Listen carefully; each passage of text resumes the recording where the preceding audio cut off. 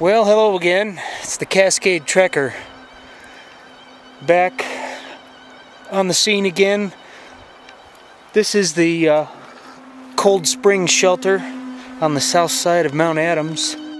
Hopefully this trip I'll hike around the timberline of Mount Adams. It's quite cold. It's supposed to get down to freezing these nights. So this is fortunate here, this shelter. I'll be able to use the table. And there is just a tiny spring over here, cold spring. But here, this is nice and dry. There's a table for me to use. Keep some of my things dry. I'll set my tent up, maybe over here. Find a nice flat spot. There's some dry tinder if I choose to have a fire. Maybe, maybe not. We'll see how it goes. Sometimes the fires are more effort than they're worth and you get all stinky. So I am going to eat and set my tent up now. Hooray! Well, we got the tent set up.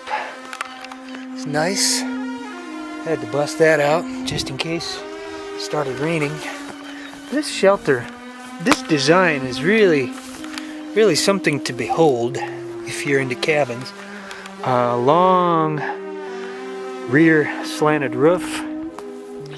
It's even kind of dug in. I've noticed oftentimes out in the wilderness areas and woods and stuff like that, I'll come across a square dug out place. It's about the size of this, and I imagine that there was a shelter or cabin there at one point. But look at this.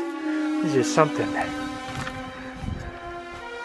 very solid construction. Isn't much of a roof. Surprisingly, I guess all you need are these cedar shingles. There's a bench back here. Again, look at these, just beams, cross beams everywhere. Gotta check this one out. Nice kind of open front here. I've been at another one of these just down the road. I stopped actually on the way up and was able to pull my motorcycle in to dry a little bit, but at that one I'd spent the night a few times with my tent set up in the shelter, nice and dry.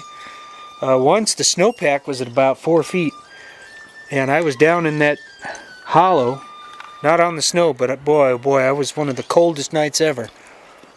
So, one thing about these shelters, they're notorious for harboring mice and rats.